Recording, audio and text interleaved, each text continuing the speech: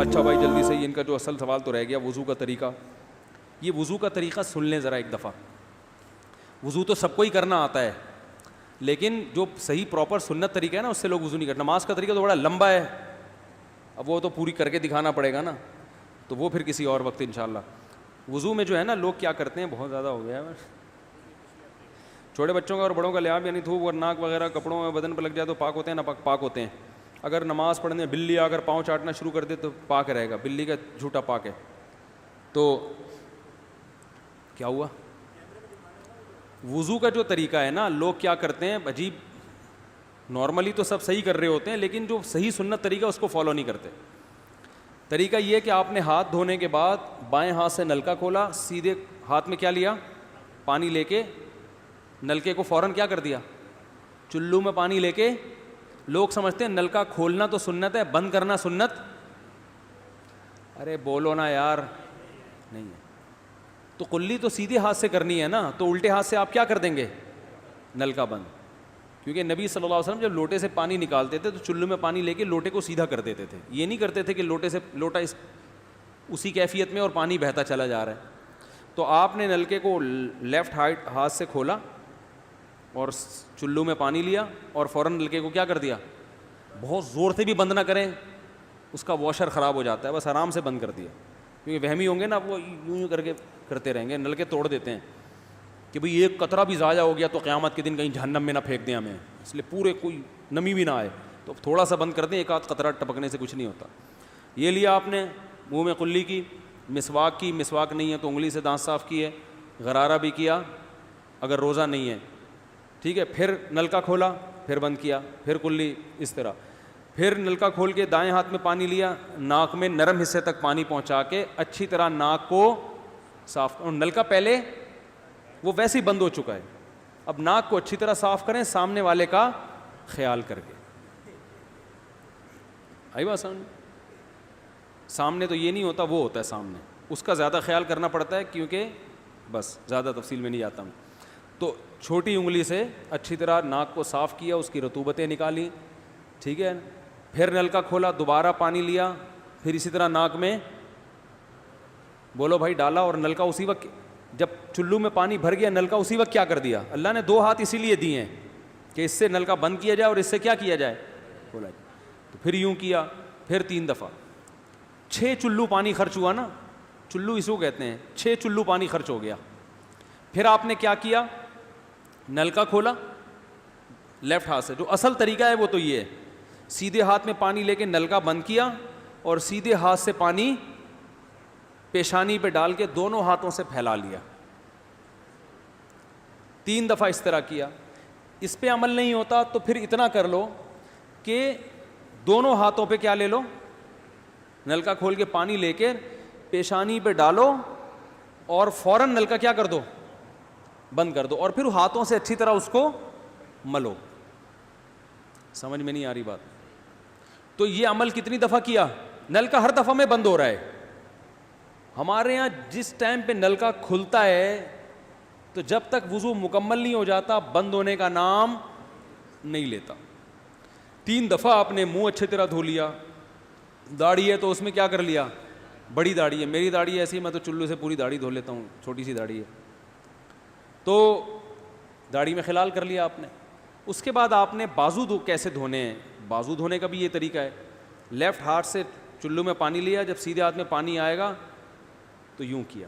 قرآن میں کیا ہے کہ قمتم الی الصلاۃ فاغسلوا وجوہکم وایدیکم الی المرافق, اپنے ہاتھوں کو کوہنیوں تک دھو.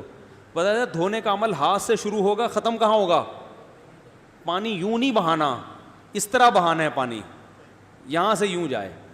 اور اس میں فائدہ یہ ہوتا ہے کہ بالوں کا جو رخ ہے نا نیچے کی طرف ہوتا ہے, جب پانی اپوزٹ سائڈ میں جاتا ہے تو اسکن اچھی طرح گیلی ہو جاتی ہے. سمجھ رہے ہو؟ تو آپ نے یوں لیا اور ہاتھ سے اچھی طرح ملا اس کو. ملنے پہ زیادہ زور لگانا ہے, ہم پانی پہ زیادہ زور لگا رہے ہوتے ہیں. پھر یہ بھی ہو سکتا ہے کہ دونوں ہاتھوں سے لو, دونوں ہاتھوں سے نلکا کھول کے دونوں ہاتھوں سے پانی لے کے, کیونکہ اس میں زیادہ پانی آ جاتا ہے, تو پانی لے کے آپ نے لیفٹ ہاتھ کو بھی یوں کیا نا, تاکہ یہ پانی بھی ادھر ٹرانسفر ہو اور یوں چلا جائے. اس طرح سے آپ نے دوسری دفعہ دھو لیا اور نل کا کیا کر دیا بند, پھر تیسری دفعہ بھی ایسا ہی کیا. یہ جو ہوتا ہے نا یوں یوں یوں یوں کر کے رگڑے لگا رہے ہیں نلکے کے نیچے ایسے, یہ نہیں ہوتا, یہ سنت طریقہ نہیں ہے. نبی جس برتن سے وضو کرتے تھے تو اس طرح چلو میں پانی لے کے اس طرح وضو کیا کرتے تھے, غسل اسی طرح ہو جاتا تھا. تو اب پھر لیفٹ میں بھی ایسے ہی ہے, لیفٹ میں پانی ڈالا اور سیدھے ہاتھ سے سہارا لے کے کیا کیا, دونوں ہاتھوں کا پانی ادھر آ جائے گا, ایک دفعہ دھل گیا. اچھی طرح مسئلے کونیوں تک پہنچ جاتا ہے, اور پریکٹس کے بعد تو بہت اچھا ہو جاتا ہے. اس کے بعد آپ نے کیا کیا, سر کے بالوں کا مسا. سر کے بالوں میں جو یہ ہے یہ طریقہ کچھ بھی نہیں ہے, کہیں بھی ثابت نہیں ہے. سیدھا سیدھا آپ نے ہاتھ گیلے کیے, پیچھے لے گئے. ایک حدیث میں صرف یہاں تک آتا ہے, ایک حدیث میں واپس لانا بھی. تو دونوں طریقے ہیں مسا کے, صرف پیچھے لے جاؤ یا پیچھے لے جا کے پورے سر پہ ایسے ہاتھ پھیر لیا, کیا ہو گیا سر کا مسا. پھر انگلیوں کا, وہ کانوں کا, الاذنان من الراس, حدیث میں آتا ہے کان کس میں سے ہیں, سر میں سے. کیا مطلب, اس کے لیے نیا پانی لینے کی ضرورت نہیں ہے. کان کا مسا کیا اور کانوں کی لو کا مسا کیا. گردن کا مسا بہت اختلاف ہے اس میں. احناف کے ہاں سنت, احناف بھی نہیں کہتے, افضل ہے, بہتر ہے.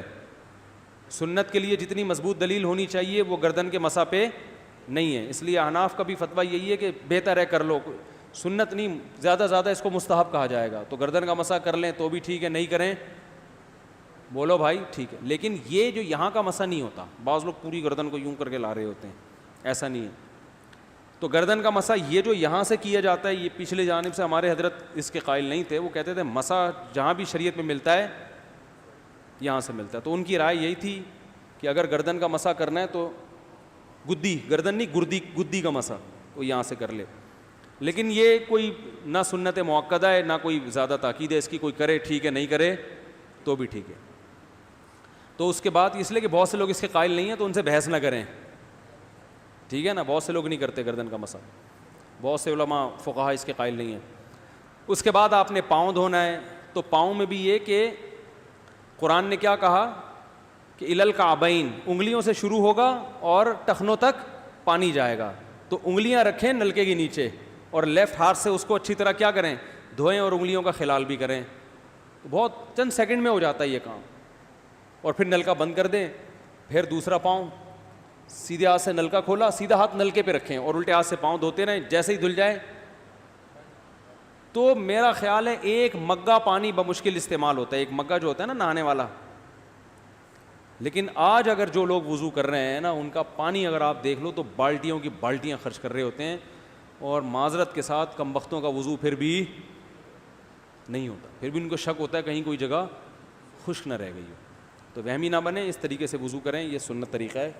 اور قرآن میں بیان بھی یہی کیا کہ یہاں سے شروع کرو یہاں تک لے کے جاؤ. کافی ہو گیا میرا خیال ہے. اللہ تعالیٰ سمجھنے کی, عمل کرنے کی توفیق عطا فرمائے. وما علینا الا البلاغ.